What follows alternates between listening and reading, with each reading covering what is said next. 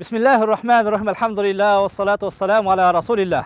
Mehrimdүү, ырайымдуу Allah'ın аты менен баштап, урматтуу мусулман бир туугандар, мекендештер, өзгөчө Ордолу Ош шаарынын тургундары, меймандары, коноктору, ыйык Рамазан ай баарыңыздарга куттуу болсун. Аллах Тааланын рахматын, мээримин каалап, Ордолу Ош шаарынан өзгөчө Ош дегенде Оштун символу Мажурумтал деп, Сулаймантоо деп билебиз. Мына ошол Ош шаарынын көркү болгон, 3000 жылдан ашык тарыхы болгон Сулайман тоосунан баарыңыздарга салам айтабыз. Ассаламу алейкум ва рахматуллахи ва баракатуху. Урматтуу мусулман бир туугандар, мекендештер, жараткан Аллах Таала насип кылып, мүмкүнчүлүк берип, өмүр берип, убакыт берип, кайрадан мына сиздер менен Рамазанда өзгөчө мына жаз айлары, жай айлары башталып атканда жолугуп отурабыз. Жаз жарыш, күз күрөш деп, жаз бул өнүгүүнүн, өсүүнүн, кайра тирилүүнүн айы. Келиңиздер, бул быйылкы жаз, жай айларын мына ошол берекелүү, пайдалуу өткөргөнгө, өзгөчө чыныгы мусулман адам мына ошол жазда коомчулукка, элибизге, жерибизге, шаарыбыздын көркүнө бир салым кошууга бир эмне баарыңыздарды үгүттөп, мына ошол нерсеге чакырып кетебиз. Пайгамбарыбыз саллаллаху алейхи ва саллям өзүнүн кутуу хадистерин биринде "Саб'ун яжри лил абди ужурахунна ва хуа фи кабрихи ба'да маутих".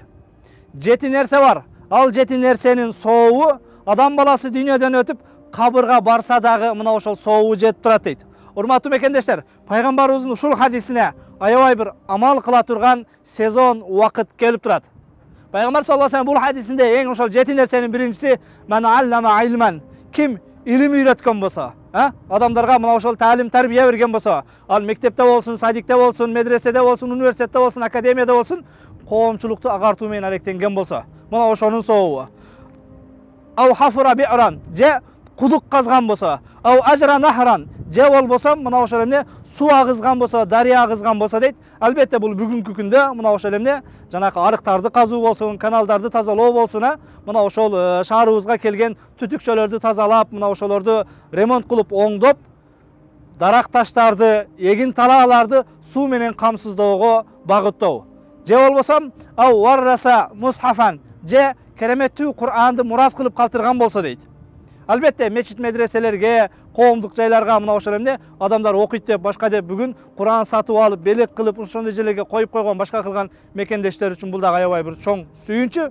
Андан тышкары пайгамбар саллаллаху алейхи ва саллям ау валадун ястагфиру лаху ба'да маутих, же салих перзент калтырган болсо, ал пенде дүйнөдөн өткөндөн кийин мына ошол пендеге эмне дуа кылып тура тургандай, же болбосо мына ошол менин тема байланыштуусу бул ау гараса нахлан, же мына ошол курма дарагын отургузган болсо дейт. Албетте бул араптарда мына ошол курмадан башка дарак өспөгөндүгү үчүн, ал эми биздин мекенде өзгөчө Кыргызстаныбыздын жети дубаны да тең, кандай гана мөмө жемиш болбосун, ал эгин талаалар болбосун, мына ошол өрүгүнөн баштап фасолу болобу, башкасы барбы, алманын, башканын ар биринин өзүнүн эмне жаңгактын мекени Жалал Абад, өрүктүн мекени Баткен, алманын мекени Ноокат, жана башка мына ошол жети дубанда негизи эле бизде өспөгөн, бышпаган мөмөнүн өзү жок. Пайгамбардын хадисине амал кылып, мына ошол кимде ким бир мөмө тиге турган болсо, дарак тиге турган болсо, ал адам кабырга барса дагы артынан сообу барып турат дейт. Урматтуу мекендештер, өзгөчө мындай болгон бир бүгүнкүдөй бир климат башка булганып, бузулуп аткан заманда мына ошого бир салым кошуп, жашылдандырууга өзгөчө басым жасоого баарыңыздарды чакырабыз. Шаарыбыздын көркү болгон өзгөчө шаардагы парктарды, башкаларды булгабастан мына ошол жерлерге наоборот эмне бир жакшынакай көрк бере турган, кооздунда турган, жакшынакай бир абаны тазалап чыгара турган мына ошондой дарактарды, көчөттөрдү эккенге баарыңыздарды чакырабыз. Пайгамбарыбыз саллаллаху алейхи ва саллям "Иза каматис саа", эгер кыямат башталган болсо дагы "Ва фи яди ахадикум фасила", силердин бирөөңөрдүн колунда тигем деген көчөтү бар болгон болсо, "Фалиягрисха", кыямат болуп атса дагы, дүйнө ойрон болуп жок болуп атса дагы, колундагы көчөтүн сайып калсын дейт.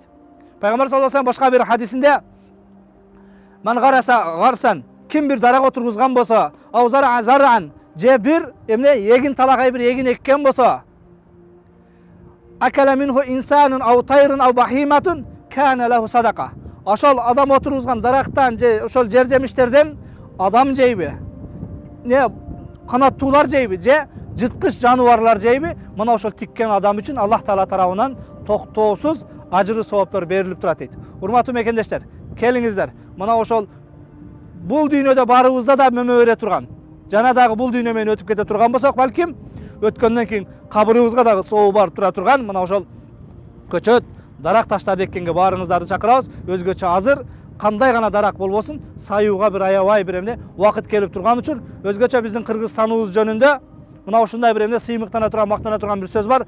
Колубуздан түшүп кеткен будай да өнүп чыгат.